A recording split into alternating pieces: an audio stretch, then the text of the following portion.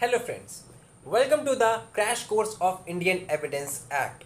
आज हम पढ़ेंगे section 8 of Indian evidence act, जिसमें हम पढ़ेंगे मोटिव, प्रिपरेशन और कंडक्ट के बारे में।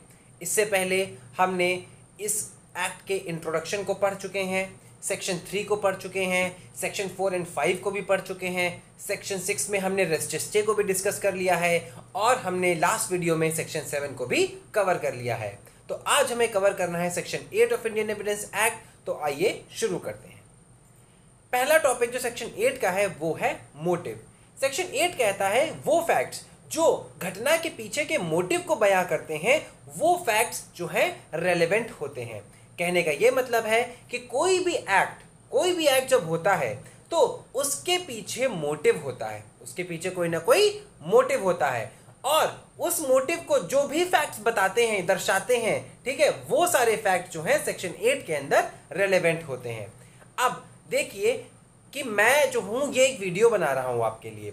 ये वीडियो मैंने आपके लिए बनाया, तो इसके लिए बनाने का मेरा क्या मोटिव था? ये मेरा केवल एक ही मोटिव था कि मैं आपको कोई चीज पढ़ा सकूं, मैं आपको इंडियन एविडेंस एक्ट समझा सकूं। तो ये क्या बताता है? मैंने एक्ट किया, एक्ट के पीछे का मोटिव पता चल गया और ये आपने कनेक्ट कर लिया कि हाँ ये काम इसलिए हुआ होगा। इसी तरीके से जब कोई क्राइम होता है तो जब हमें क्राइम के पीछे का मोटिव पता चलता है तो हमें ये समझ में आता है अच्छा ये क्राइम इसलिए किया गया है और उस मोटिव की वजह से हम उस एक्यूज को उस क्राइम से कनेक्ट कर पाते हैं। मोटिव अपने आप में कोई भी क्राइम नहीं होता है, केवल एक मोटिव बना लेना क्राइम नहीं होता है। लेकिन आपने जब कोई क्राइम कर दिया तो उसके पीछे का जो मोटिव होता है उसका फैक्ट कोर्ट में दिया जा सकता है, उस फैक्ट का एविडेंस कोर्ट में दिया जा सकता है। Motive by itself is no crime, howsoever heinous it might be, but once a crime is committed, motive becomes important because when the fact in issue or relevant facts are seen in the light of the motive, many things start making sense as to why the act was done and connects the accused with the deed. इसका example हमने R versus Richardson में देखा था। R versus Richardson में जो Richardson था उसने लड़की की हत्या इसीलिए की थी क्योंकि वो लड़की जो है प्रेग्नेंट थी। वो लड़की जो क्या थी? प्रेग्नेंट थी और रिचर्डसन नहीं चाहता था कि लोगों को पता चले कि उसने उस लड़की के साथ नाजायज संबंध बनाए हुए हैं। ठीक है, यही उसका मोटिव था और इस मोटिव के कारण क्या हुआ कि हम रिचर्डसन को उस घटना से कनेक्ट कर पाए।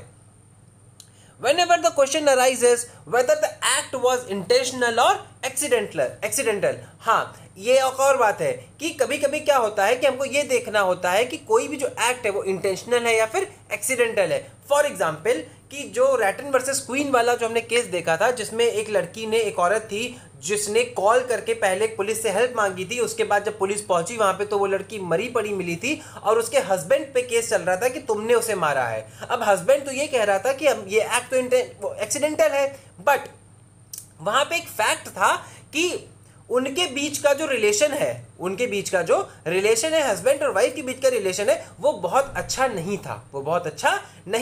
तो यहाँ पे एक इन्फ्रेंस निकाला जा सकता है कि शायद हस्बैंड का ये मोटिव हो सकता है कि मुझे इससे छुटकारा मिल जाए, इसीलिए उसने उसको मार दिया। ठीक है, तो क्या होता है, मोटिव बहुत ही इंपॉर्टेंट रोल प्ले करता है एक एक्यूज को किसी भी क्राइम से जोड़ने में, क्योंकि हमें यह पता चलता है इससे कि वो जो एक्यूज है उसने वो क्राइम आखिर किया क्यों। ठीक है, तो मोटिव यहां पे हमारा कंप्लीट हो गया। आगे हम बात करते हैं प्रिपरेशन की। अब सेक्शन 8 हमारा यह भी कहता है कि वो फैक्ट्स जो बताते हैं कि प्रिपरेशन के बारे में जो बताते हैं वो फैक्ट्स भी रेलेवेंट होते हैं।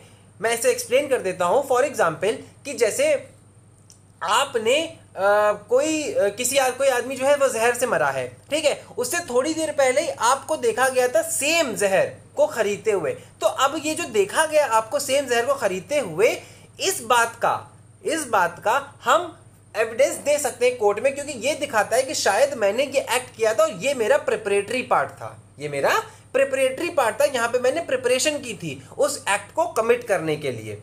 ठीक है, तो वो फैक्ट्स जो कि बताते हैं कि घटना के पीछे के प्रिपरेशन कैसे हुई थी, कब हुई थी, ठीक है, उन जो फैक्ट्स का आप क्या कर सकते हैं, एविडेंस दे सकते हैं। अब प्रिपरेशन लाइक मोटिव अपने आप में कोई क्राइम नहीं होता है। फॉर एग्जाम्पल, आप कोई बंदूक खरीद लो तो वो क्राइम नहीं है, आप एक गैसोलीन और माचिस खरीद लो वो भी कोई क्राइम नहीं है। लेकिन अगर कोई बंदूक से मर जाता है और कोई जल के मर जाता है तो ये फैक्ट कि आपने बंदूक खरीदी थी और आपने गैसोलीन और माचिस खरीदी थी थोड़ी देर पहले ही, ये फैक्ट इंपॉर्टेंट बन जाता है और कोर्ट में इसका एविडेंस दिया जा सकता है। ठीक है, preparation by itself is no crime. For example, a person buys a pistol with intention of killing another person और has bought gasoline and match box for burning someone alive, unless those acts are done is by itself no crime, but as soon as those acts are done, these facts become important and become relevant under section 8। ये facts जो हैं वो क्या करते हैं, हमारे accused को crime से जोड़ने में मदद करते हैं, लाइक मोटिव, जैसे कि मोटिव करता है। ठीक है, अब हमारा मोटिव कंप्लीट हो गया और प्रिपरेशन को भी हमने देख लिया। अब हम बात करेंगे कंडक्ट की। कंडक्ट क्या होता है? तो आपने एक कहावत तो सुनी ही होगी, अ गिल्टी माइंड बिगेट्स अ गिल्टी कंडक्ट। चोर की दाढ़ी में तिनका। कहने का ये मतलब है जिसने अगर कोई क्राइम किया होता है तो मोर ऑफन देन नॉट क्या होता है कि उसका कंडक्ट बता देता है कि हाँ इसी ने ये क्राइम किया है।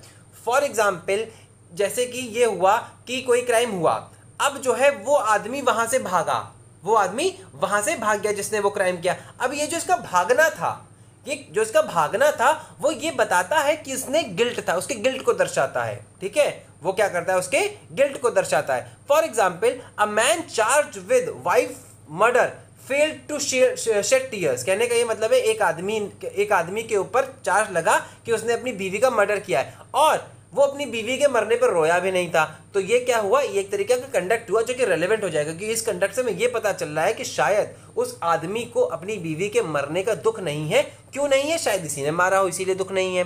दूसरा, the defendant's offer to marry the girl who charged him with rape shows to an extent the guilt of the accused. एक लड़की ने एक लड़के के ऊपर रेप चार्ज लगाया, अब उस लड़के ने ऑफर कर दिया कि हम तुमसे शादी कर लेते हैं। ठीक है, तो ये जो ऑफर उसने किया ये क्या है, एक कंडक्ट है और ये कंडक्ट दर्शाता है कि शायद ये जो लड़का था इसी ने रेप किया होगा, तभी जो है ये शादी करने के लिए तैयार हो गया है। तो बहुत बार मोर ऑफन देन नॉट क्या होता है कि एक आदमी का कंडक्ट उसके गिल्टी माइंड को दर्शा देता है। ठीक है, अब और वो जो कंडक्ट होता है वो सेक्शन 8 में रेलेवेंट होता है। अब अगला सवाल यहाँ पे ये होता है कि किन किन लोगों का कंडक्ट जो है वो रेलेवेंट होगा, किन किन लोगों का कंडक्ट जो है रेलेवेंट होगा। तो सबसे पहले सिविल केस की अगर बात करें तो सिविल केस में पार्टीज का कंडक्ट रेलेवेंट होगा और उनके एजेंट का होगा। किनका होगा?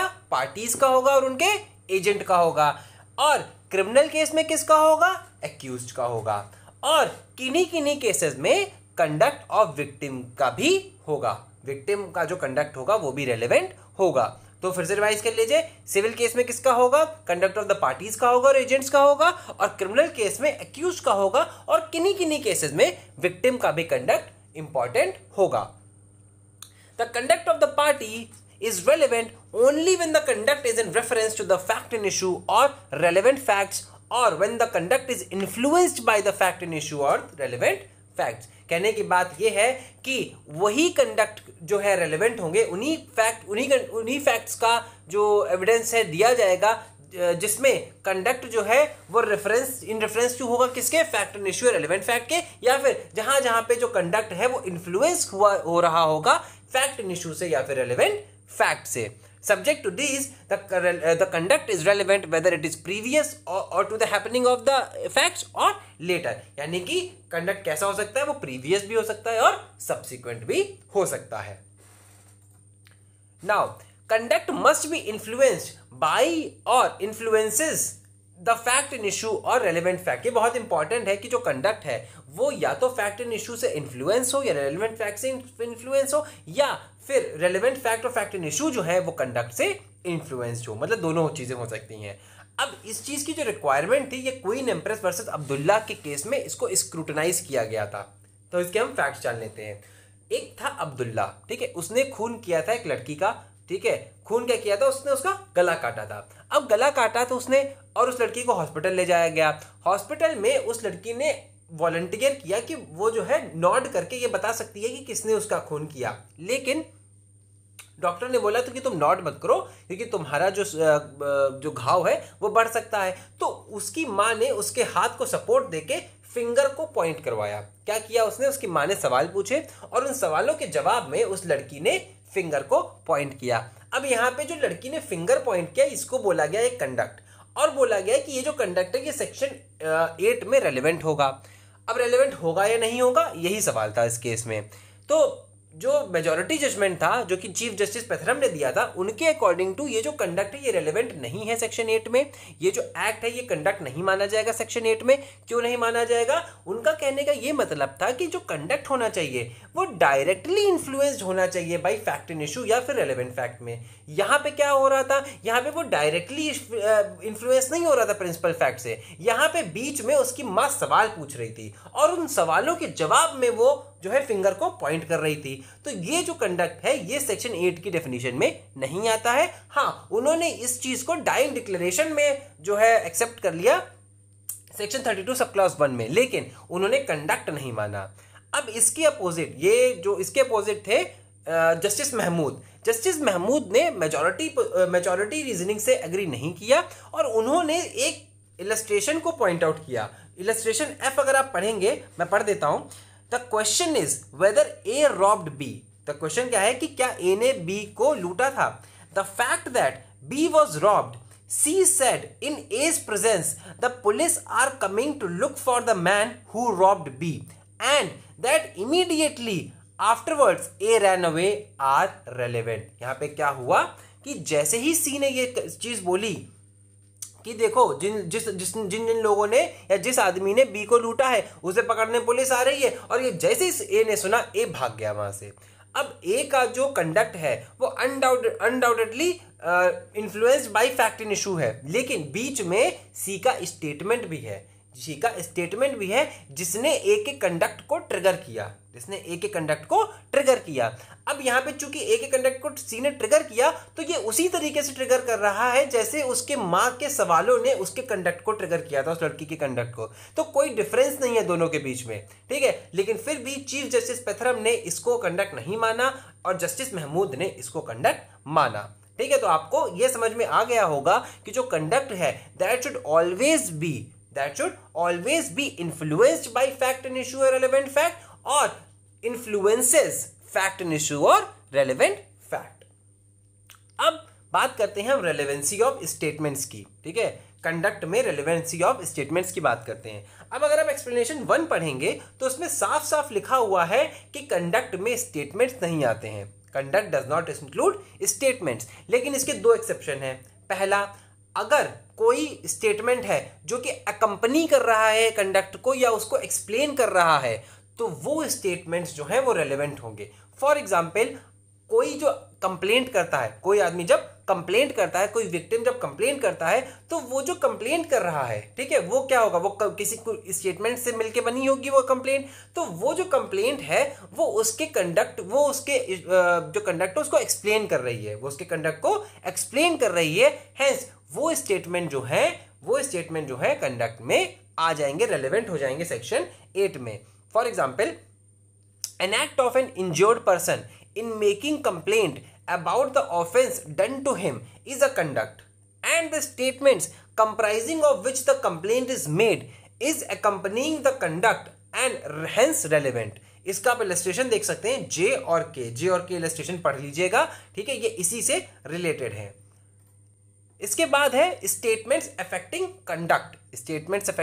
कंडक्ट, मतलब वो स्टेटमेंट जो कंडक्ट को अफेक्ट करते हैं। For example, queen empress versus Abdullah वाले केस में उसकी माँ ने जो सवाल पूछे थे वो एक तरीके से जो है सेक्शन 8 में इंक्लूड होने चाहिए। क्यों? क्योंकि वो सवाल जो है उसके जो कंडक्ट को क्या कर रहे थे, अफेक्ट कर रहे थे, ठीक है। The conduct of the injured girl in pointing the finger would be totally meaningless unless it was taken in the light of the questions asked to her leading her up to the signs of the hands. Justice Mahmood, in his dissenting opinion, maintained that the questions and the conduct should have been admitted under section 8 of the Act। उनका कहने का ये मतलब था कि उसका जो conduct है अगर हम उन स्टेटमेंट्स को नहीं कंसीडर करेंगे तो विदाउट दोज क्वेश्चंस उसका जो कंडक्ट है वो मीनिंगलेस हो जाएगा, वो मीनिंगलेस रहेगा, उसका कोई महत्व नहीं बचेगा। इसीलिए इन जो स्टेटमेंट्स हैं इनको कंडक्ट के रूप में जरूर एडमिट कर लेना चाहिए था under section 8 of the act in that particular case. ठीक है, अब हमारा 3 चीजें हमने अभी कवर कर ली। पहले हमने मोटिव का मतलब कवर किया, फिर हमने प्रिपरेशन का मतलब कवर किया, और अभी हमने कवर कर लिया है कंडक्ट भी। अब हम बात करेंगे सेक्शन 6 वर्सेस सेक्शन 8। जो कंडक्ट है, ठीक है, वो उसमें थोड़ी ओवरलैपिंग है सेक्शन 6 और सेक्शन 8 में। ठीक है, तो आपने देखा होगा, मैंने भी बताया आपको कि सेक्शन 8 के पर्पसेस के लिए कंडक्ट क्या होना चाहिए, या तो प्रीवियस होना चाहिए या फिर सब्सिक्वेंट होना चाहिए। लेकिन कंडक्ट साइमल्टेनियस भी हो सकता है in normal set of circumstances में। ठीक है, तो conduct can be simultaneous, previous और सब्सिक्वेंट। तो जब वो प्रीवियस और सब्सिक्वेंट है, ठीक है, तब तक तो सेक्शन 8 की डेफिनेशन में आएगा। लेकिन जब वो साइमल्टेनियस हो जाएगा तब वो आ जाएगा सेक्शन 6 की डेफिनेशन में। लेकिन अगर वो कंडक्ट प्रीवियस और सब्सिक्वेंट है और वो part of the same transaction भी बन रहा है, तो वो सेक्शन 6 की भी डेफिनेशन में आ जाएगा। एक बार फिर से रिपीट कर देता हूं, जब कंडक्ट साइमल्टेनियस होता है तो केवल सेक्शन 6 में आता है, सेक्शन 8 में नहीं आता है। लेकिन अगर कंडक्ट प्रीवियस और सब्सिक्वेंट है और वो part of the same transaction है, तो वो सेक्शन 8 और सेक्शन 6 दोनों में आएगा, दोनों की ओवरलैपिंग हो जाएगी। ठीक है, और एक और बात है, एक और डिफरेंस है सेक्शन 6 और सेक्शन 8 में, कि सेक्शन 6 में सराउंडिंग पर्सन्स का भी कंडक्ट जो है वो मैटर करता है। जो सराउंडिंग पर्सन्स हैं उनका भी कंडक्ट जो है मैटर करता है, उसको भी अकाउंट में लिया जाता है। लेकिन सेक्शन 8 में केवल पार्टीज का जो कंडक्ट है वो लिया जाता है, केवल पार्टीज का कंडक्ट जो है रेलेवेंट होता है और लोगों का कंडक्ट रेलेवेंट नहीं होता है। ठीक है, तो आज इस नोट पे हम सेक्शन 8 को खत्म करते हैं और इसी के साथ हमारा लेक्चर भी खत्म होता है आज का। हमने आज सेक्शन 8 को पूरी तरीके से कवर किया है, रेलेवेंट हमने केस लॉज भी डिस्कस किए हैं, मोटिव, प्रिपरेशन और कंडक्ट की डेफिनेशन भी देखी है और उनको हमने अच्छे से एनालाइज भी किया है। अब अगली बार जब हम मिलेंगे तो पढ़ेंगे हम सेक्शन 9। लॉ जगत से रिलेटेड और इंफॉर्मेशन के लिए, आर्टिकल्स के लिए, क्रिटिकल एनालिसिस के लिए, जजमेंट्स की, आप इस ऐप को डाउनलोड कर सकते हैं जिसका नाम है लॉ समझो, मेकिंग लॉ इजी। इसका डिस्क्रिप्शन आपको मेरे कमेंट बॉक्स में, डिस्क्रिप्शन बॉक्स में मिल जाएगा, आप इसको वहां से डाउनलोड कर लीजिएगा। अगली बार तब तक मिलेंगे, तब तक के लिए thank you and happy learning.